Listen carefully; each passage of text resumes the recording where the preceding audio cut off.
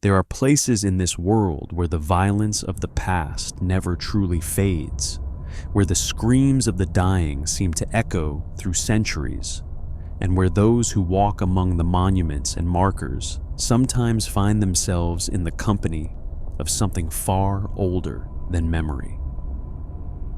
Tonight, we journey to the blood-soaked grounds where history's most devastating conflicts left not only their physical scars, but something far more unsettling, something that refuses to rest. These are the most haunted battlefields on Earth, places where documented paranormal activity has been witnessed by countless visitors, park rangers, historians, and even skeptics who arrive certain they would leave unchanged. So settle in, relax, and let me take you through the mist and the moonlight, across fields that have drunk deeply of human suffering, to encounter the spirits that still walk among us. The Battle of Gettysburg remains the bloodiest conflict ever fought on American soil. Over 3 sweltering days in July of 1863, approximately 50,000 men were killed, wounded, or went missing in the rolling Pennsylvania farmland around a small town that would forever after be synonymous with carnage. The scale of death here was so immense, so concentrated into such a small space, that even standing on the battlefield today, over a century and a half later, visitors often report feeling an oppressive heaviness in the air, as if the very ground remembers what it witnessed. The paranormal activity at Gettysburg is not relegated to whispered stories passed between tourists. It has been documented by park rangers, investigated by researchers, and experienced by thousands upon thousands of ordinary people who came expecting nothing more than a history lesson. One area that seems to attract an unusual concentration of spectral activity is Devil's Den, a jumble of massive boulders at the southern end of the battlefield where Confederate sharpshooters once took up positions, picking off Union soldiers with terrible efficiency. The fighting here was brutal and close, men dying mere feet from one another, their blood running down into the crevices between the rocks. Visitors to Devil's Den have reported a remarkable variety of unexplained phenomena. Cameras that work perfectly everywhere else on the battlefield suddenly malfunction when pointed toward certain areas among the rocks. The smell of gunpowder drifts through the air on windless days. Some people have photographed what appear to be misty figures standing among the boulders, figures that were not visible to the naked eye when the photograph was taken. Others have reported encountering a barefoot, disheveled man in ragged clothing who approaches them and says cryptically, "What you're looking for is over there," before vanishing into thin air. Those who have seen him describe his eyes as haunted, carrying the weight of something terrible witnessed long ago. The nearby area known as the Triangular Field has gained a reputation among paranormal investigators as a place where electronic equipment behaves erratically. Cameras fail, batteries drain in minutes, and recording devices pick up sounds that should not exist. Visitors have reported seeing impressions of bodies in the grass, as if soldiers had only moments before been crawling across the field on their bellies. The sounds of moaning, of men calling for water, or for their mothers, have been heard by people walking the trails after dark. Confederate sharpshooters have been seen crouching among rocks that no longer provide cover from any enemy, their spectral forms fading when approached.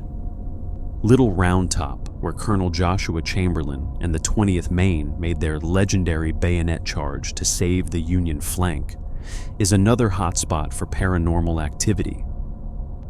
The slope beneath the rocky outcrop has been called the Valley of Death, and those who have walked it at dusk sometimes report seeing figures in blue moving among the trees, forever rushing downhill toward an enemy that is no longer there. the hill saw over 400 casualties in a matter of hours, and some believe that the sheer intensity of the emotions experienced by the men who fought and died here left a permanent imprint on the landscape itself. Perhaps the most famous and enigmatic manifestation at Gettysburg is what has become known as the Phantom Regiment. On certain nights, visitors and ghost hunters have reported seeing a procession of soldiers in tattered, strangely unidentifiable uniforms marching in formation across the open fields. They move with the discipline of trained men, their ghostly drums beating out a cadence that echoes through the darkness.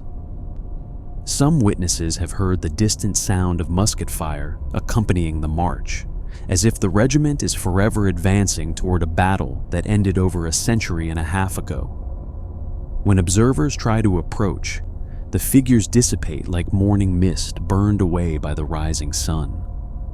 The story of the George Washington apparition adds an even stranger layer to Gettysburg's paranormal history. During the night before the battle, as the Union Army's 5th Corps marched into position, soldiers reported seeing a mysterious horseman in the darkness ahead. The figure would appear and then disappear, but what struck those who witnessed him was his clothing. He appeared to be wearing the uniform of the Revolutionary War, as if a soldier from nearly a century earlier had returned to guide them. Many of the men who saw him believed they were witnessing the ghost of George Washington himself, come back to watch over the nation he had helped create in its darkest hour.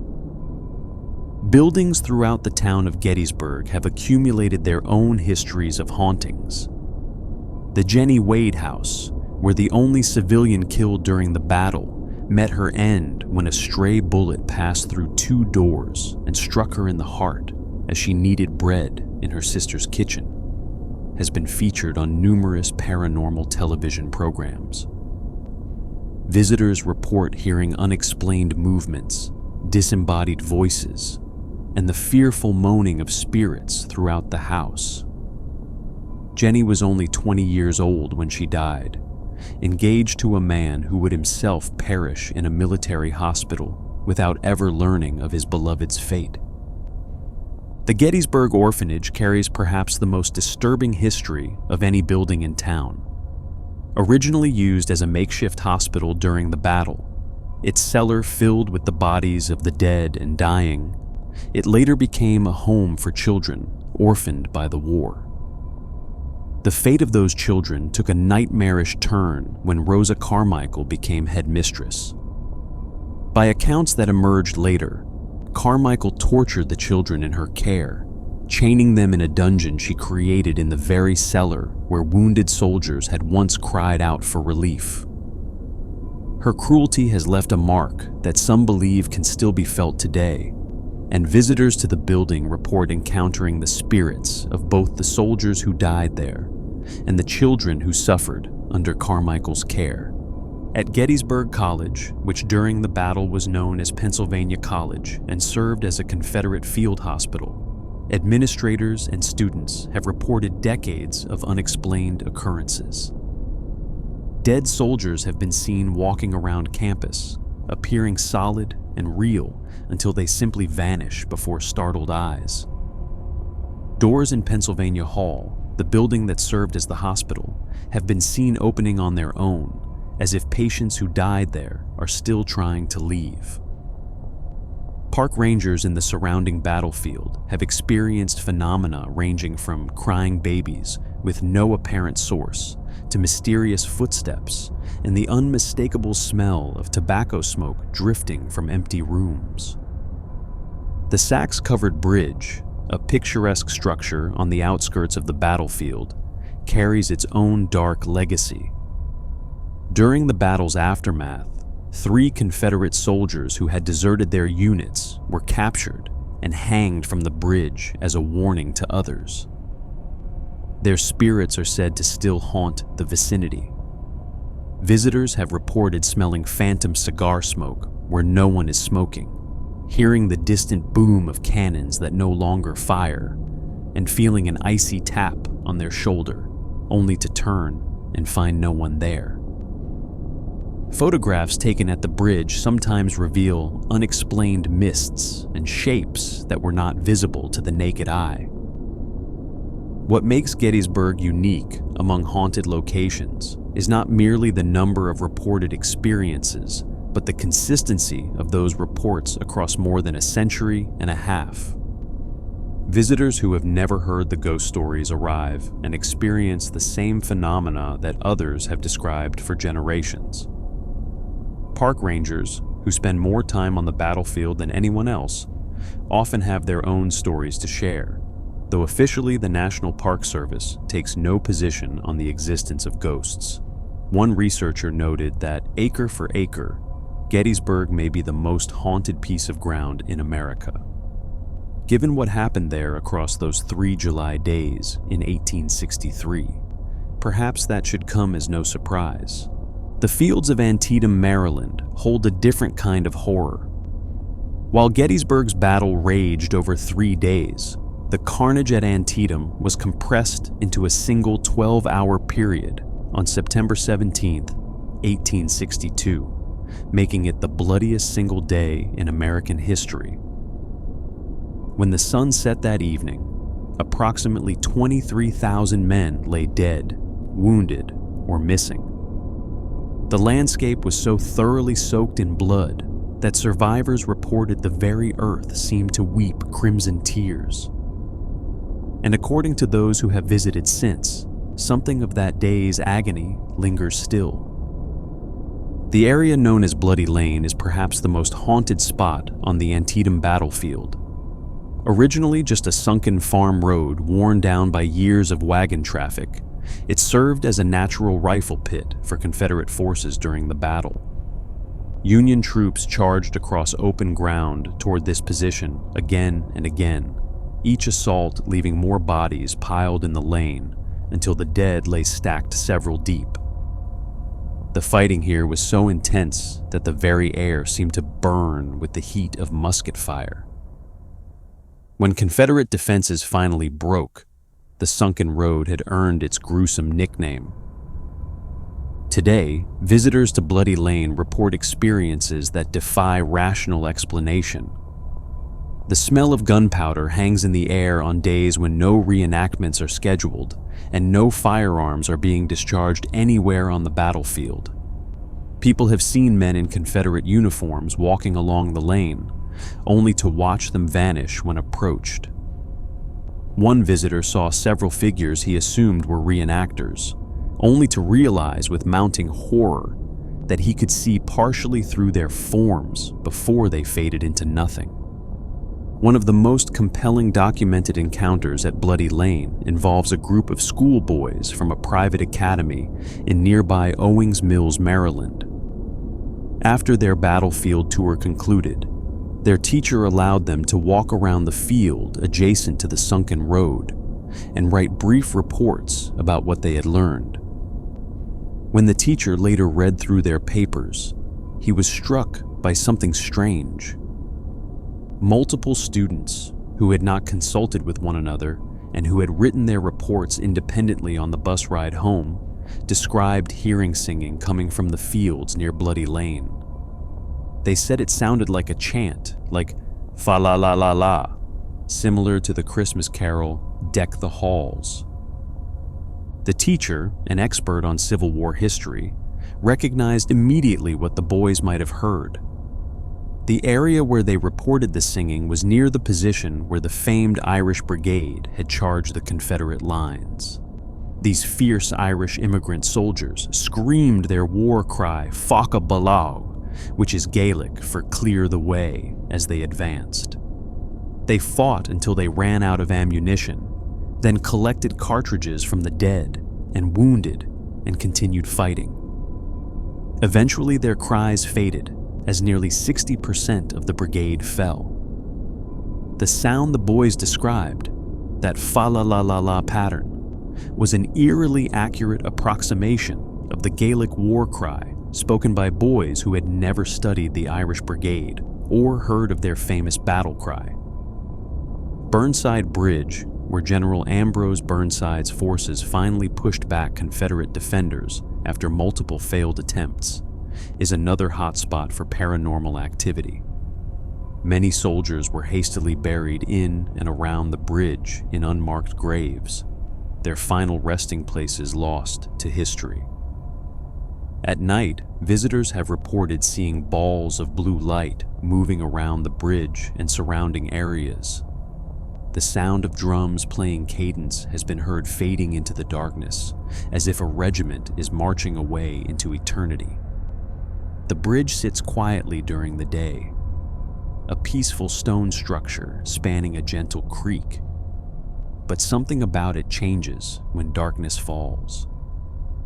The Pry House and the Piper House, both located on the battlefield, have accumulated their own histories of hauntings. The Pry House served as Union General George McClellan's headquarters, and later as a hospital where wounded men, including General Israel Richardson, were treated. Richardson took 6 weeks to die from his wounds, suffering terribly in an upstairs bedroom while his wife Fanny tended to him. When fire partially destroyed the house in 1976, firefighters reported seeing a woman in a second-floor window after the second floor had collapsed. Investigators who searched the building found no one inside. Since then, the ghostly figure of a woman has been seen multiple times, believed by many to be either Fanny Richardson, still watching over her dying husband, or Elizabeth Pry, protecting the home that bore her family's name. Construction workers who renovated the Pry House reported experiences that drove multiple crews to quit.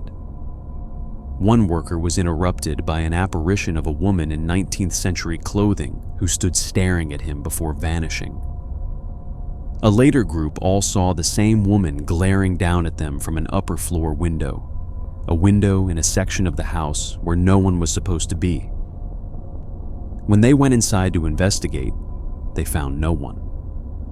The current museum director has his own stories, including a day when every door in the house slammed shut in sequence from front to back, though no breeze could have reached them all. The St. Paul Episcopal Church in nearby Sharpsburg was used as a Confederate hospital after the battle. Those who pass by late at night have reported hearing the screams of wounded and dying men still emanating from the building. Flickering lights have been seen in the church tower when no one is inside. The wounded were brought to this church and to private homes throughout the town, many of them dying despite the best efforts of overworked surgeons. In one home, the floorboards remain stained with blood that refuses to be removed no matter how many times the wood is sanded or treated. Some stains, it seems, cannot be erased. Civil War reenactors who have spent nights on the Antietam battlefield have reported particularly unsettling experiences. A group of men who were lying in Bloody Lane after dark, hoping to better understand what soldiers experienced during the battle, found themselves suddenly surrounded by chills, whispers, and an overwhelming sense of being watched. They heard moans that seemed to come from the very ground beneath them, voices muttering words too soft to make out. One man reported feeling breath on his ear, though he lay alone. They fled the lane before dawn, their curiosity satisfied in ways they had never anticipated. The site of Chickamauga in northwestern Georgia witnessed the second bloodiest battle of the Civil War and the highest number of casualties in the war's western theater. Fought in September of 1863, the battle claimed approximately 34,000 lives over 2 days of brutal combat in thick woods, where visibility was often measured in feet rather than yards. The name Chickamauga itself carries an omen derived from a Cherokee word meaning river of death. Long before the Civil War brought its carnage here, the land had a reputation for darkness. Cherokee folklore spoke of witches inhabiting the area, evil presences that drove the tribe away from the region. Whatever the Native Americans sensed in this place, the events of September 1863 added immeasurably to its dark legacy. The most famous supernatural resident of Chickamauga is an entity known as Old Green Eyes. Descriptions of this being vary wildly, suggesting either multiple entities or a single presence that manifests in different forms. Some witnesses describe a Confederate soldier whose head was blown off by a cannonball, his phantom form forever searching the battlefield for his missing body. Others speak of something far more ancient, a creature with glowing green eyes, long stringy hair, and terrible fangs that stalked the battlefield even before the Civil War began. According to some accounts, this entity was seen moving among the corpses after the battle ended, feeding on the dead. Park Ranger Edward Tinney, who served as historian and chief ranger at Chickamauga-Chattanooga National Military Park for over 30 years, had his own encounter with something unexplainable. During a Civil War reenactment event in 1976, Tinney and a fellow ranger were patrolling the park on foot near Glen Kelly Road around 4 in the morning. After crossing an intersection in the pitch-black darkness, a tall, dark figure appeared at the end of the road and began approaching them aggressively. Tinney described it as standing over 6 feet tall, wearing a long black riding cloak with black stringy hair. The figure came very close to where the two rangers stood frozen, then passed them on the opposite side of the road, giving them what Tinney later described as a devilish grin before vanishing into the darkness. From that night forward, Tinney said he always felt as though something was watching him from the woods whenever he worked at the battlefield. 2 automobile accidents have been attributed to Old Green Eyes. In both cases, drivers reported seeing the creature standing in the middle of the road, its glowing eyes fixed upon them. Both drivers were so startled that they lost control of their vehicles. The accounts describe an overwhelming sense of malevolence emanating from the figure, a wrongness that went beyond mere fear. Whether Old Green Eyes is a ghost, a cryptid, or something else entirely, reports of its appearance continue to emerge from visitors and locals alike. Beyond Old Green Eyes, the Chickamauga battlefield hosts a variety of other reported hauntings.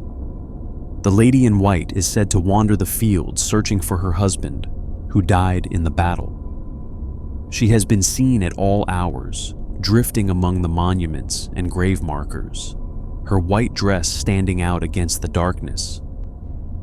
Those who approach her report that she vanishes before they can get close, only to reappear in another part of the field, forever searching, forever failing to find what she seeks.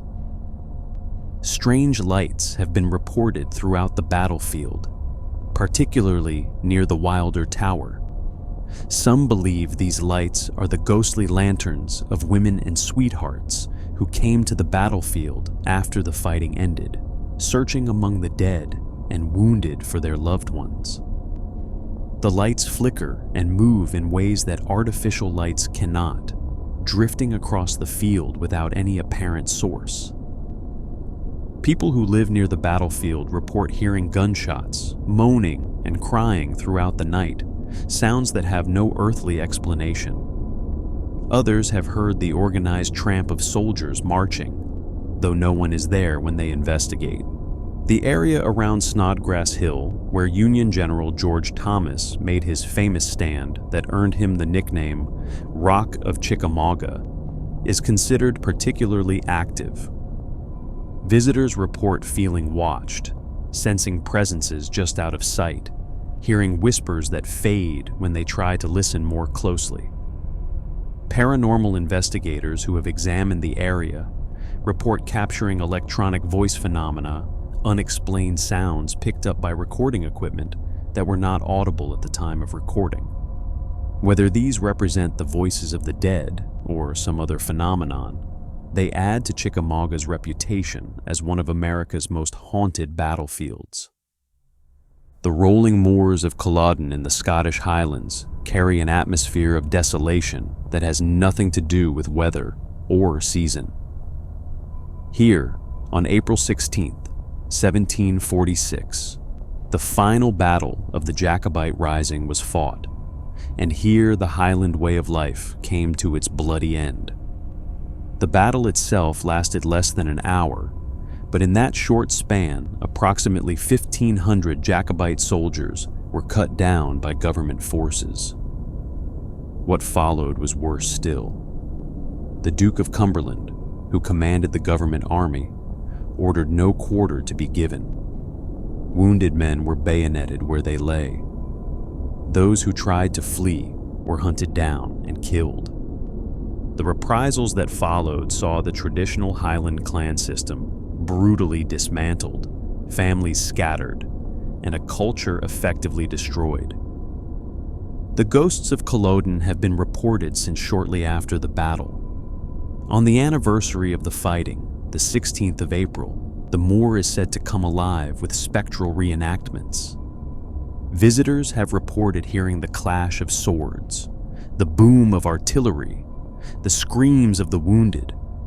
Some claim to have seen entire phantom armies materializing in the mist, charging across the heather toward enemies who have been dead for nearly 3 centuries.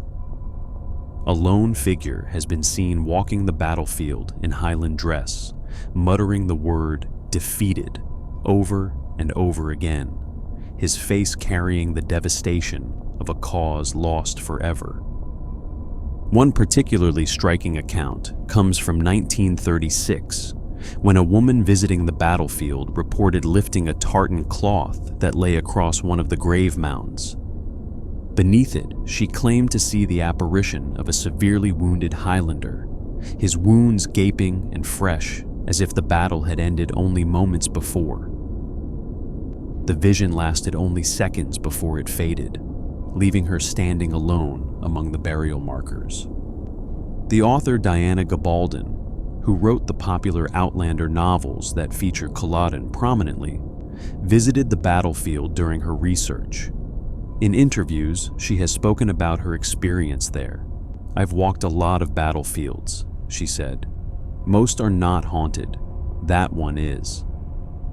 She described a persistent sense of presence, of being watched, of walking among the dead rather than merely among their graves. Tour guides who regularly bring visitors to Culloden have accumulated their own collections of strange experiences. In October of 2018, one tour group witnessed something remarkable.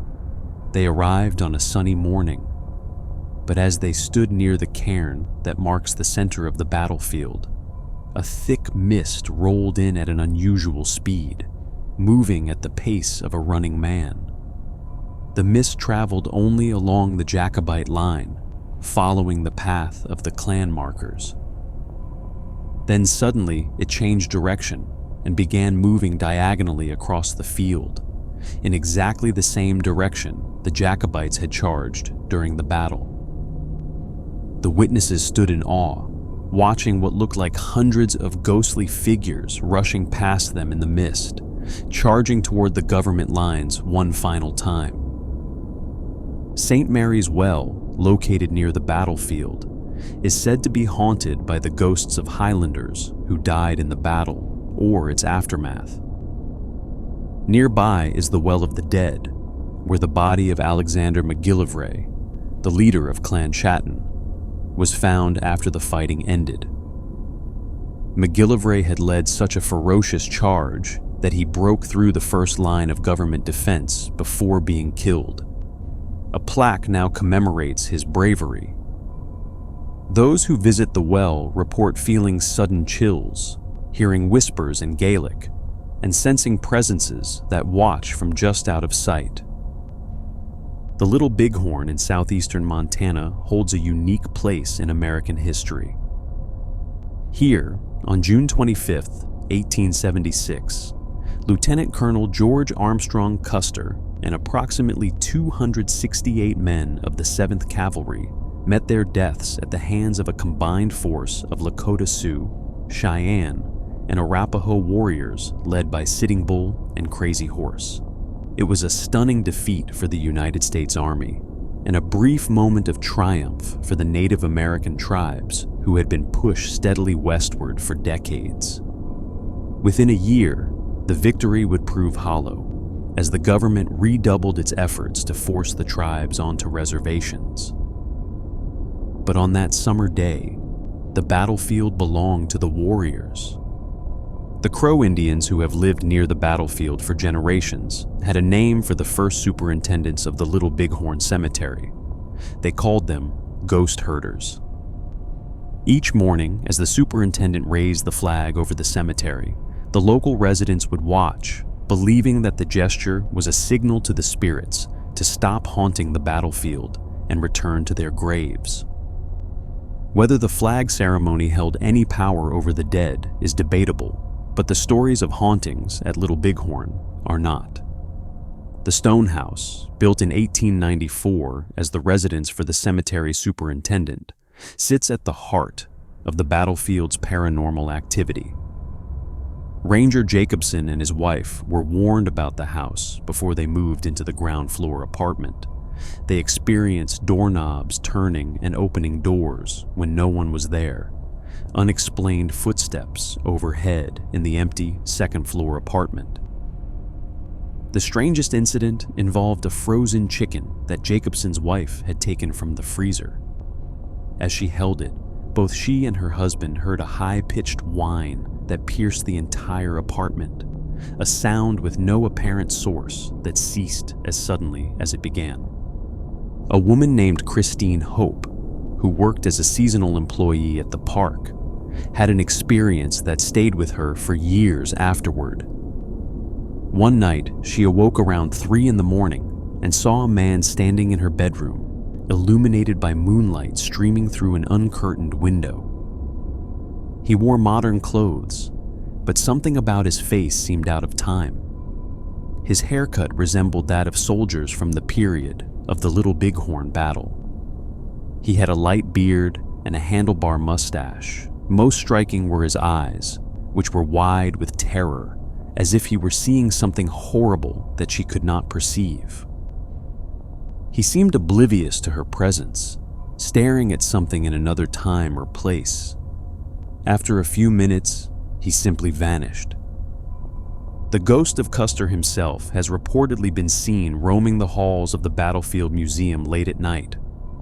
Witnesses describe him as silent, walking purposefully as if inspecting his command one final time.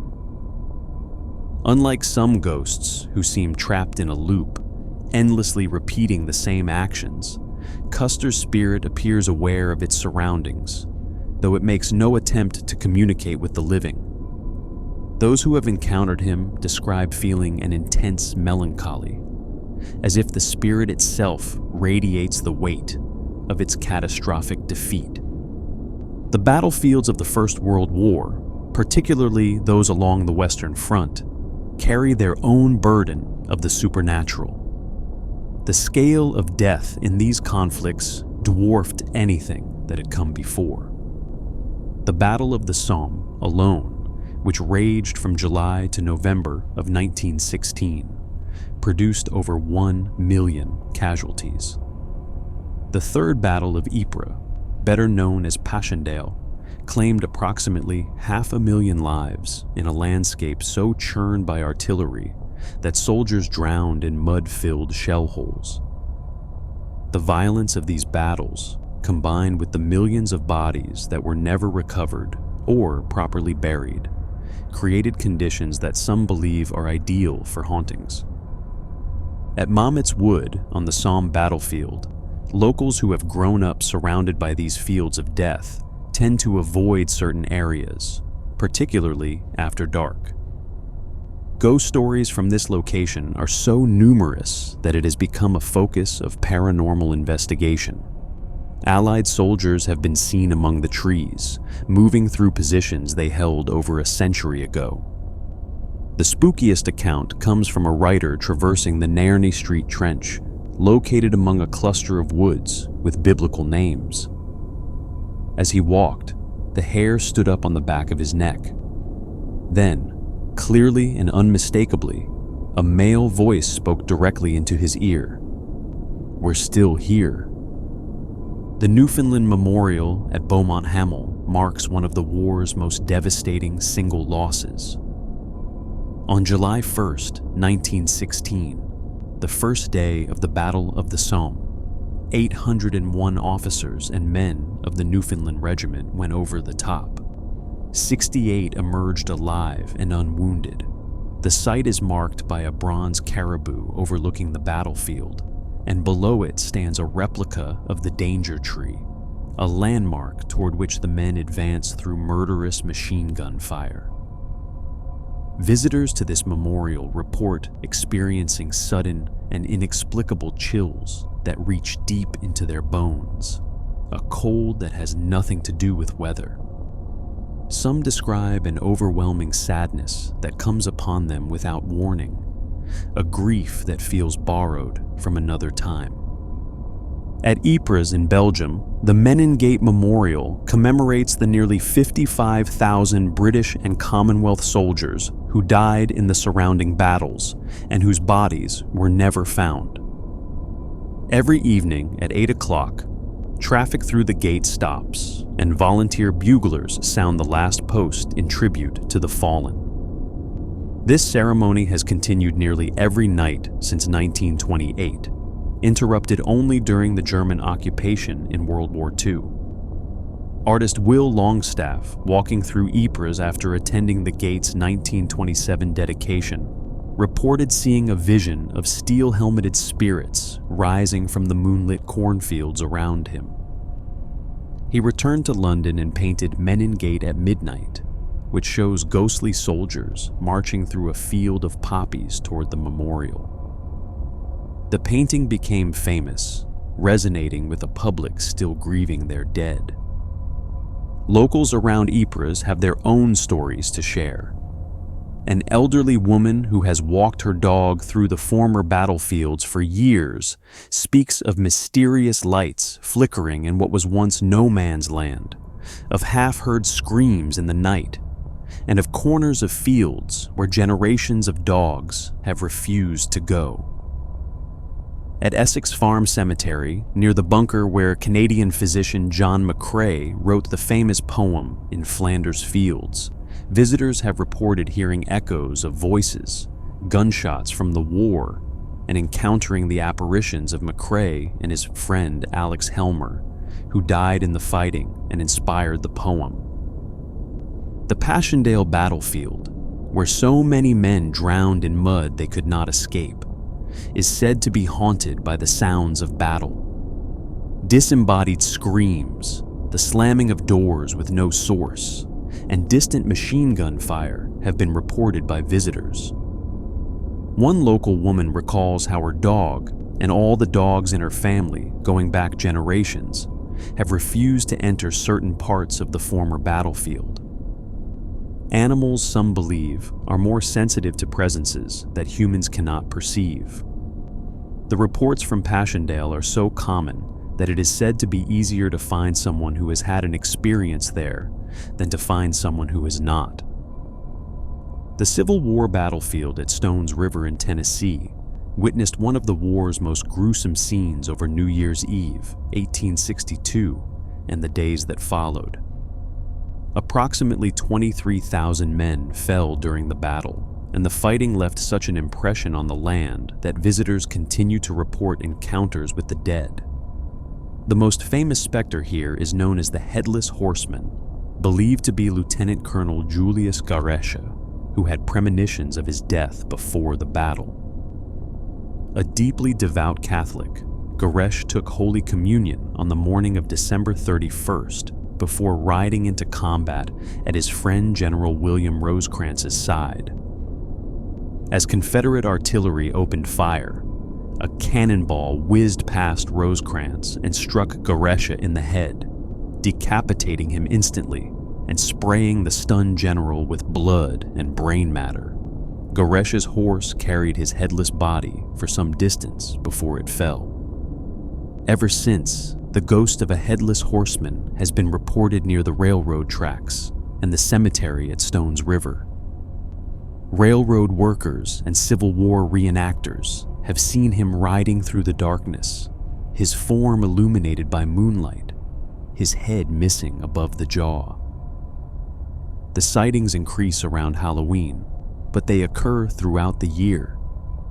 Park rangers and local historians who have worked at the battlefield confirm that Goretia is the star among their reported sightings, the entity that draws the most inquiries from curious visitors. The area called the Slaughter Pen earned its gruesome name because the ground was so saturated with blood after the fighting that it resembled a barnyard where animals had been butchered. Visitors walking the trails through this rocky, wooded area report hearing footsteps following them, though no one is there when they turn around. One ranger, Jeffrey Leathers, was camping near the battlefield with fellow reenactors when he went to refill his canteen in the middle of the night. Coming around a bend in the path, he saw a man standing behind some bushes. Thinking his friends were playing a joke, Leathers called for the man to come out. A figure in period military uniform emerged, raising first one hand and then the other in surrender. Growing nervous, Leathers shouted that he had a gun and would shoot. At those words, the man fell to the ground and simply vanished. When Leathers searched the area, he found no footprints, no broken twigs, no evidence that anyone had been there at all. At Shiloh in southwestern Tennessee, another Civil War battlefield hosts its own collection of spirits. The Battle of Shiloh, fought in April of 1862, claimed approximately 24,000 casualties over 2 days. The fighting was so intense that soldiers described bullets flying through the air like swarms of angry hornets, giving rise to the name Hornet's Nest for one particularly deadly stretch of ground. After the battle, bodies were buried where they fell, many in mass graves that were never properly marked. Such conditions, believers say, create an environment where the dead cannot rest. The bloody pond at Shiloh has attracted the most attention from paranormal investigators. During and after the battle, wounded men and horses crawled to this small body of water to drink and wash their wounds. So many bled into the pond that it turned crimson, a sight that horrified even veterans of earlier battles. Today, the pond occasionally appears to turn red, particularly during certain times of year and under certain light conditions. Park rangers attribute this to algae blooms, but not everyone is convinced. Reenactors who have camped near the pond report seeing silhouettes moving between them and the water, figures that vanish when approached. One man described seeing a shape drift past him at dusk, so close he could have touched it, before it disappeared into nothing. The sounds of phantom drums have been heard at Shiloh, possibly belonging to one of the young drummer boys who accompanied the regiments into battle. Visitors report hearing gunshots when no reenactments are scheduled, voices crying out in pain or fear, and the organized tramp of soldiers marching, though no one is visible. A woman in a white dress has been seen near the peach orchard, appearing to lost or frightened visitors, particularly women and children, and offering comfort before vanishing when others approach. She is believed to be the wife of an officer who nursed the wounded after the battle, her spirit still drawn to help those in need. Near the Shiloh Church, which gives the battlefield its name, visitors have reported being touched by unseen hands, feeling as though they are being watched and photographing strange mists inside the building that were not visible when the photos were taken. The Shiloh Indian Mounds, burial sites of a culture that flourished along the Tennessee River Valley around 1200 AD, add another layer of mystery to the location. Visitors report sudden gusts of cold wind even in summer heat, strange orbs of light moving in and out of the ground, and faint sounds of singing or drumming that seem to come from nowhere and everywhere at once. These battlefields, scattered across continents and centuries, share certain common characteristics. They witnessed extreme violence concentrated in time and space. Many of those who died there were buried hastily, or not at all, their remains lost to time. The emotions experienced by the men who fought and died in these places were of such intensity that some believe they left a permanent mark on the landscape itself, a psychic residue that can still be perceived by those sensitive enough to detect it. Whether you believe in ghosts or approach these stories with skepticism, the experiences reported at these battlefields cannot be easily dismissed. Too many people, from too many different backgrounds, with too many different expectations, have described too many similar phenomena over too many years for all of them to be lying or mistaken. Something is happening at these places, something that science has yet to fully explain. Perhaps the dead do linger where they fell.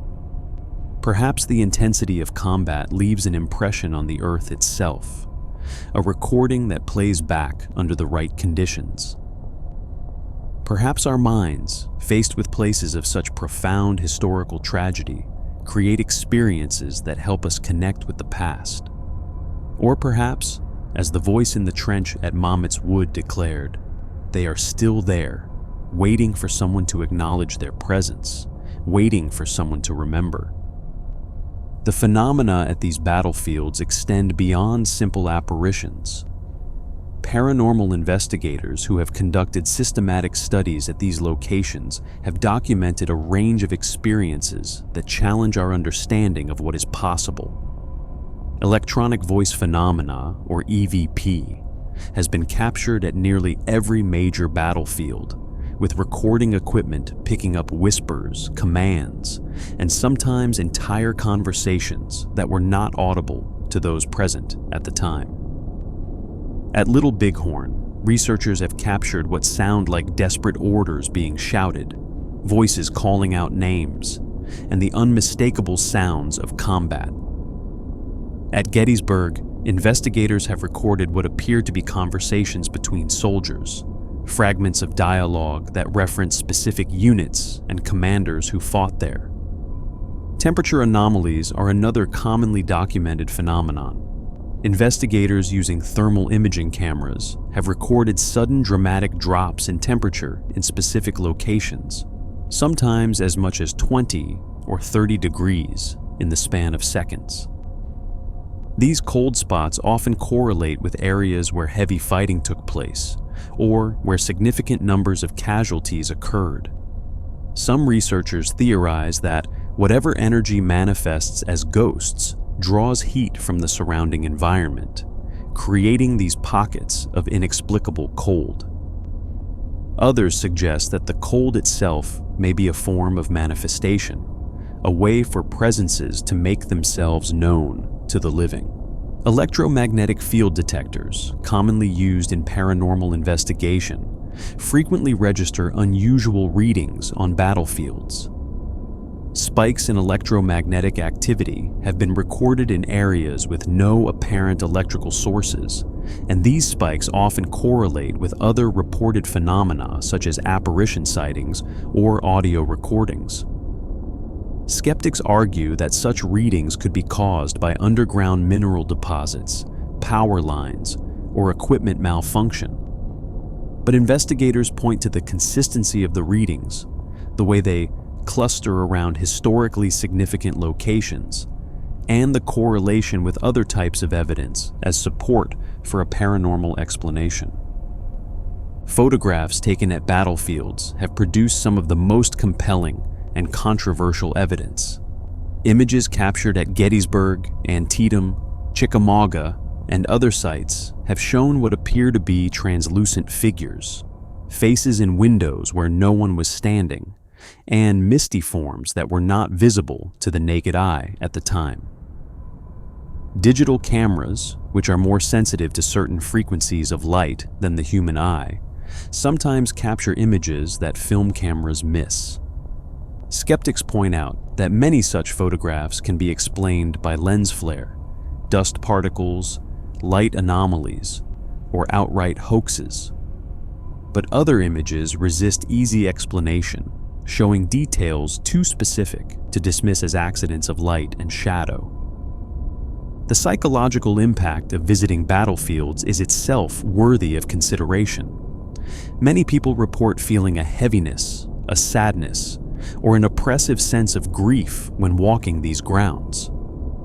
Some experience physical symptoms such as nausea, headache, or difficulty breathing in certain locations. These reactions occur even among visitors who have no prior knowledge of the specific events that took place where they stand. Children, who are often believed to be more sensitive to paranormal presences than adults, frequently react strongly to battlefields, becoming upset or fearful without apparent cause. Parents have reported their children pointing to empty spaces and asking about the sad men or hurt soldiers that adults cannot see. The stone tape theory, proposed by some paranormal researchers, offers one possible explanation for battlefield hauntings. This theory suggests that intense emotional or physical energy can become recorded in the environment, particularly in materials such as stone, quartz, and granite that are capable of storing electrical charges. Under certain conditions, these recordings play back, creating what we perceive as ghosts. This would explain why apparitions at battlefields often seem unaware of observers, why they repeat the same actions over and over, and why they are most often reported in areas where particularly intense fighting occurred. The Gettysburg battlefield, notably, contains large deposits of both granite and quartz, materials that proponents of the stone tape theory consider ideal for such recordings. Another theory holds that battlefields become haunted because so many men died suddenly, violently, and unexpectedly there. In this view, the spirits of the dead become trapped because they did not have time to prepare for death, to make peace with their lives, or to receive proper burial rites. The chaos of battle meant that many bodies were buried quickly without ceremony, often in unmarked mass graves. Religious traditions across cultures emphasize the importance of proper burial and mourning rituals for the peaceful transition of the soul. When these rites are denied, the spirits of the dead may remain earthbound, unable to move on until they receive acknowledgement or release. The ongoing reports from these battlefields suggest that whatever is happening there shows no signs of diminishing. If anything, paranormal activity seems to have increased in recent decades, though this may simply reflect greater awareness and more visitors willing to report their experiences. Gettysburg alone receives over 2 million visitors annually, many of whom come specifically hoping for a supernatural encounter. The town has become a hub for ghost tourism, with dozens of companies offering evening walking tours, haunted pub crawls, and overnight investigations in reputedly haunted buildings. This commercialization has drawn criticism from those who feel it trivializes the sacrifice of those who died there, but it has also brought attention to experiences that might otherwise go unreported. Park rangers who work at these battlefields occupy a unique position. They spend more time on these grounds than any tourist ever will, and many have accumulated experiences they rarely discuss publicly. The National Park Service takes no official position on ghosts, and rangers are generally discouraged from sharing supernatural stories with visitors. Yet in private conversations, many acknowledge that they have seen or heard things they cannot explain. One ranger at Antietam, when asked about paranormal activity, replied carefully that there are times when it feels eerie to be on the battlefield, because some terrible things happened on that ground. His words capture the ambivalence many feel, the reluctance to claim certainty about phenomena that remain fundamentally mysterious. Reenactors who bring history to life by recreating Civil War camps and battles have their own wealth of experiences. These men and women spend nights sleeping on the same ground where soldiers slept, wearing period clothing, eating period food, trying to understand what life was like for those who fought and died. Perhaps because they immerse themselves so deeply in the past, they seem to have an unusually high rate of paranormal encounters. Reenactors at Stones River have reported ghostly soldiers joining them at campfires, figures that seemed solid and real until they simply vanished. At Gettysburg, reenactors have heard the sounds of large-scale troop movements in areas where no other groups were camped, the unmistakable sound of thousands of men marching in the darkness. The Civil War, in particular, seems to have left an especially strong paranormal legacy. Historians estimate that approximately 620,000 Americans died in the conflict, a number that represented roughly 2% of the nation's population at the time. Adjusted for today's population, that would be equivalent to over 6 million deaths. The scale of loss was unprecedented, and the nation struggled for decades to process the trauma. Spiritualism, the belief that the living could communicate with the dead through mediums and seances, exploded in popularity during and after the war. Grieving families desperate for contact with sons, brothers, and husbands who had died far from home turned to spiritualists for comfort. The widespread engagement with the supernatural during this era may have shaped how survivors interpreted unusual experiences on battlefields, framing ambiguous phenomena as encounters with the spirits of the fallen. But ghost stories from battlefields predate the Civil War and extend far beyond American shores. The Battle of Culloden in Scotland occurred over a century before Gettysburg, yet it too has accumulated a rich tradition of hauntings. The battlefields of the First World War, where industrialized warfare killed millions, have generated their own paranormal traditions. The Somme, Passchendaele, Verdun, and other killing grounds of that conflict are haunted not only by memory, but, according to many witnesses, by something more tangible. The Angel of Mons, a story that emerged early in the war about a supernatural force that protected retreating British soldiers, became so widely believed that it was printed in newspapers as fact, though no reliable eyewitness accounts support it. Whether the angel was real or not, the story speaks to the desperate need soldiers and civilians alike felt for divine or supernatural intervention in the face of unprecedented horror. More credible accounts from the First World War describe soldiers encountering the ghosts of fallen comrades. Will Bird, a Canadian soldier who survived the war, wrote of being awakened one night by the ghost of his brother Steve, who had been killed 2 years earlier. Steve led him through ruins to a new sleeping location, then vanished. In the morning, Bird learned that the spot where he had been sleeping had received a direct hit from a high explosive shell, killing everyone who had remained there. His brother's ghost, Bird believed, had saved his life. Similar stories of protective spirits emerged throughout the war.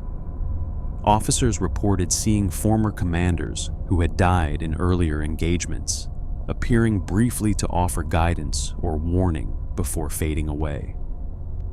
Soldiers described encounters with spectral figures in the trenches, presences that seemed to watch over them during moments of extreme danger. The psychological pressures of trench warfare, the constant proximity to death, the sheer overwhelming volume of casualties, created conditions where the boundary between natural and supernatural seemed to blur. What remains certain is that battlefields hold a unique power over the human imagination. They are places where history becomes tangible, where we can walk the same ground that men walked before they died, touch monuments raised in their memory, and read their names carved in stone. The dead seem close in such places, closer than anywhere else. Whether that closeness is purely emotional, a product of empathy and imagination, or whether it reflects something more, a genuine lingering of the spirits who fell there, remains a question that science has not definitively answered. The experiences reported at these battlefields share certain common elements that transcend time, place, and culture.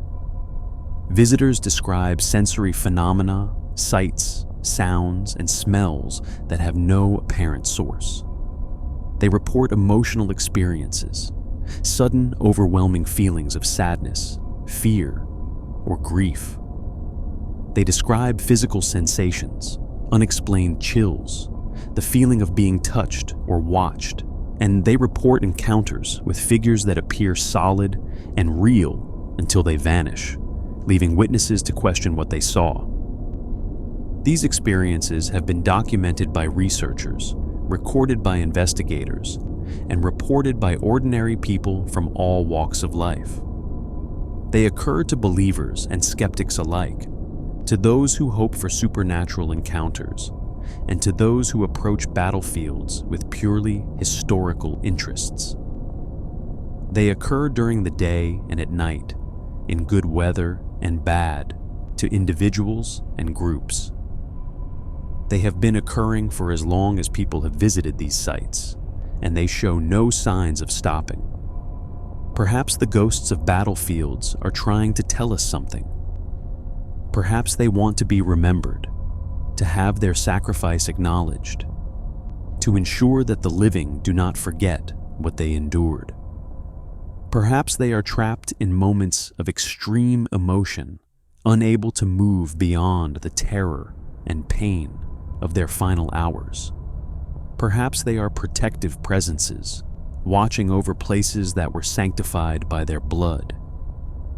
Or perhaps they are something else entirely, something that our current understanding of reality cannot accommodate. Whatever the truth may be, the haunted battlefields of the world stand as monuments to more than just historical events. They are reminders that the past is never truly past, that the actions of those who came before us continue to echo through time, and that in some places, under some conditions, those echoes may take forms that challenge everything we think we know about the nature of existence. The connection between violent death and supernatural phenomena has been recognized by cultures throughout human history. Ancient Greeks spoke of the shades that lingered on battlefields, the spirits of warriors unable to find peace in the underworld. Celtic traditions held that the souls of those who died in battle needed specific rituals to guide them to the other world, and that failure to perform these rites could leave them wandering the earth. Indigenous American traditions often viewed battlefields as sacred spaces, places where the boundary between the physical and spiritual worlds had been torn open by the intensity of the conflict. These cross-cultural parallels suggest that the association between battlefields and hauntings may be rooted in something fundamental about human experience rather than merely cultural tradition. Modern paranormal researchers have attempted to apply scientific methodology to the study of battlefield hauntings. Organizations such as the Ghost Club, one of the oldest paranormal investigation societies in the world, have conducted systematic surveys of battlefields across Europe and America. Their findings, while not conclusive, suggest patterns in the types of phenomena reported and the locations where they occur most frequently.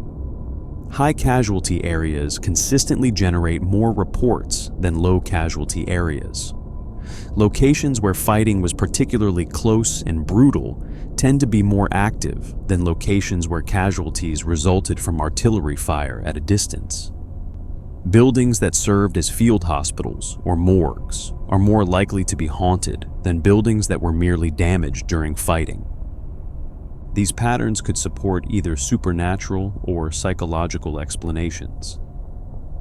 If ghosts are real, it makes sense that they would concentrate in areas where the most people died in the most traumatic circumstances.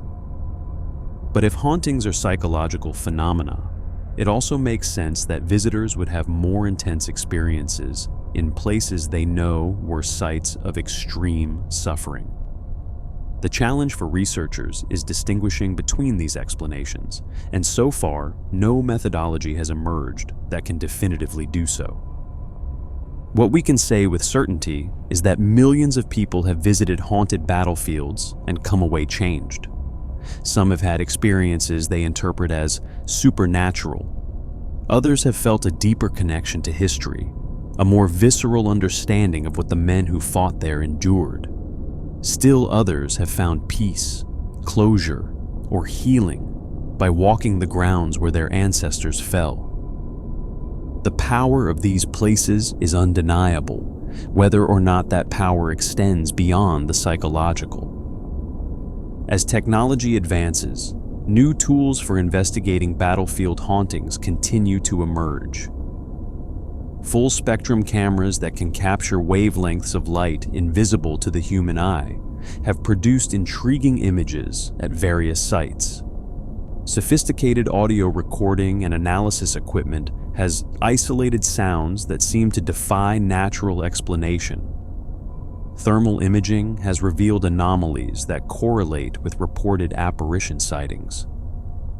Whether these technological advances will eventually provide proof of the supernatural or will simply add new layers to the mystery remains to be seen.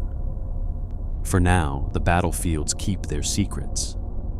The dead sleep beneath monuments and markers, their names carved in stone or lost forever to unmarked graves. And sometimes, under the right conditions, when the light falls just so and the wind carries whispers from another time, they seem to wake, to walk once more the ground where they gave their lives, to remind the living that they were here, that they mattered, that they are still waiting to be remembered. If you enjoyed this journey through history's most haunted battlefields, please consider subscribing to the channel and leaving a like. Your support helps us continue exploring the mysteries that lie at the intersection of history and the supernatural. Until next time, sleep well, and remember that in some places, the past is never truly past.